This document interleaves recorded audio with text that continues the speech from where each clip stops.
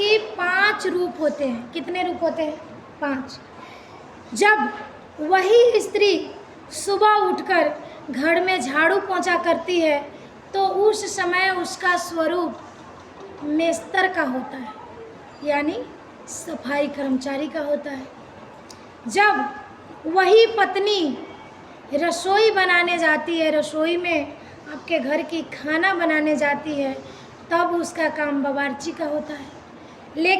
और जब वही पत्नी अपने पति को, अपने सास को, अपने ससुर को, अपने देवर को, अपने माँ बाप को, अपने भाई बहन को, चाहे वो ससुराल में रहे या मायके में रहे, भोजन कराने जाती है, तब वह एक माँ के रूप में होती है।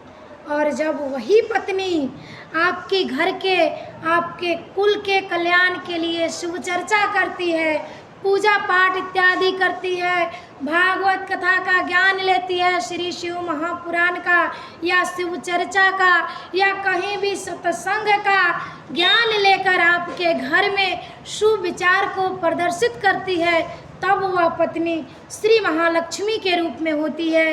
और वही पत्नी जब सारे काम को निपटाकर रात्रि में आपके शयन कक्ष में आपके साथ जाती है, तब उस समय वो आपकी अर्धांगिनी यानी आपकी पत्नी का फर्ज निभाती है। तो एक स्त्री के 5 गुण होते हैं जो मुख्य होते हैं। ये होते हैं धर्म पत्नी के लक्षण।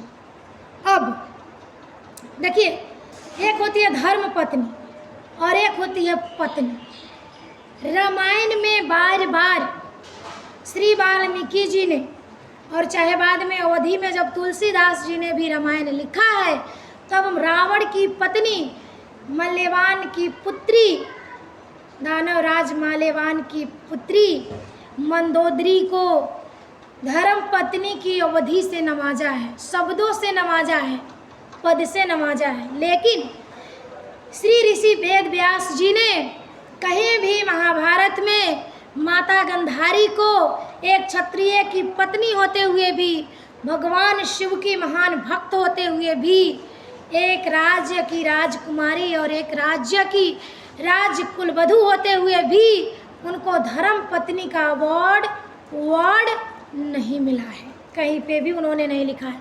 क्यों नहीं लिखा है? देखिए, धर्म पत्नी का कर्तव्य यह होता है कि वो अपने पति से 2 गाली सुन लेगी, लेकिन उनसे कहेगी आज बड़ा मन है, चलिए ना शिवालय में, शिव से कुछ सीखते हैं, शिव की पूजा करते हैं, शिव के बारे में जानते हैं, शिव के बारे में कहते हैं।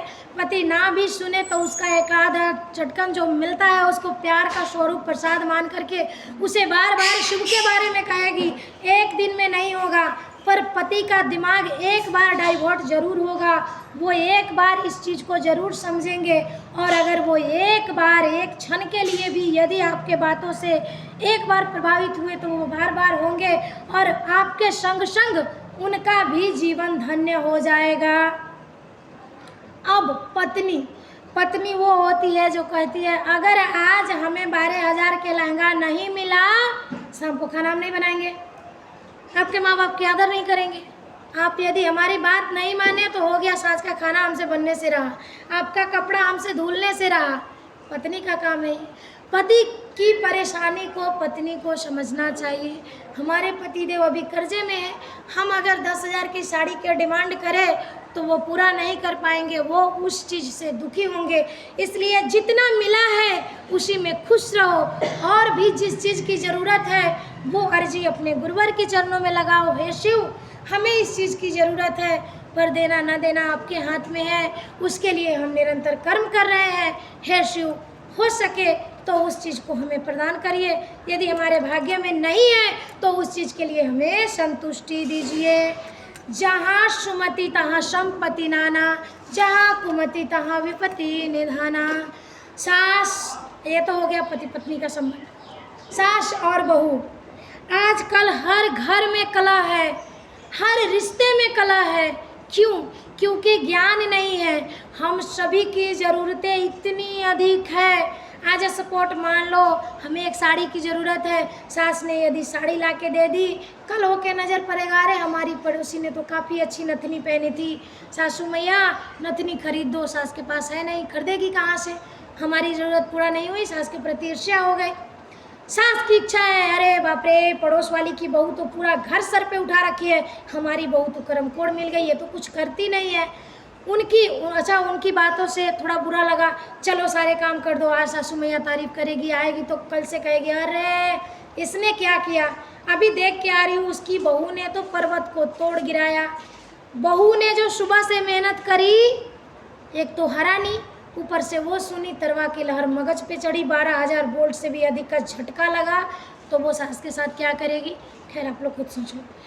अगर वही सास आकर उस बहू से ये कहे कि बेटा आज तुमने बहुत अच्छा काम किया है, तुम्हारी इतनी एक्सपीरियंस अभी नहीं है कि दूसरों की बहू की तरह कर सके, पर हमारी बातों को सुनकर तू जो इंस्पायर हुई है उससे हम बहुत खुश हैं, हो सकता है तुम्हें थकान लग गई हो, आज का कुछ काम मैं कर लेती हूँ। बहू के शरीर में 12,000 वोल्ट से तो क्या 22,000 वोल्ट से भी अधिक का तेज का झटका लगेगा, अरे हमारी सास तो हमारे काम से प्रसन्न है। कल होकर वो बहू मैं दावे के साथ कहती हूँ कि आपको दुगने काम करके देगी। लेकिन यदि आप दूसरों की बहुओं पहले क्या था ना, पहले तारीफ आप मुंह पे करो ना करो कोई फ़र्क नहीं पड़ता था, क्योंकि पहले के लोग बहुत समझदार थे। आजकल खूनों में बहुत ज़्यादा गर्मी है, आजकल किसी की भी बड़ाई एकदम मुंह पे चाहिए। अच्छा बहुत जगह पर हम लोग देख रहे होंगे आसपास पड़ोस में कि जो आज सपोर्ट मान लो 2 पड़ोसी है और एक पड़ोसी आके कहता है अरे भाई साहब आप बड़े अच्छे हुआ, बड़े बढ़िया हो, तो उन दोनों की कनेक्शन बहुत ठीक ठाक रहती है ना। आप सभी लोग अपने आसपास में ये चीज़ महसूस करते होंगे।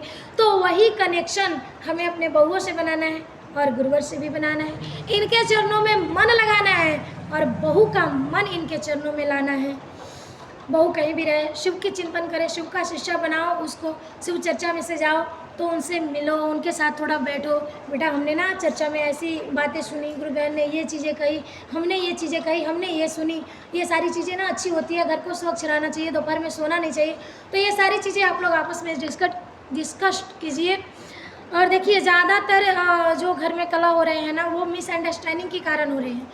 कुछ चीज़ें समझाई जाती हैं और कुछ चीज़ें इंसान को खुद समझने चाहिए। तो आज की हमारी चर्चा पति पत्नी से रिलेटेड और सास ससुर से रिलेटेड थी, अभी की जो थी वो। आइए अब एक छोटा सा भजन दूंगी और बाकी हमारी गुरु बहनें जो है वो अपनी अपनी चर्चा कहेंगी, एक एक छोटा छोटा भजन देंगी। और इसी के साथ हरा हरा महादेव।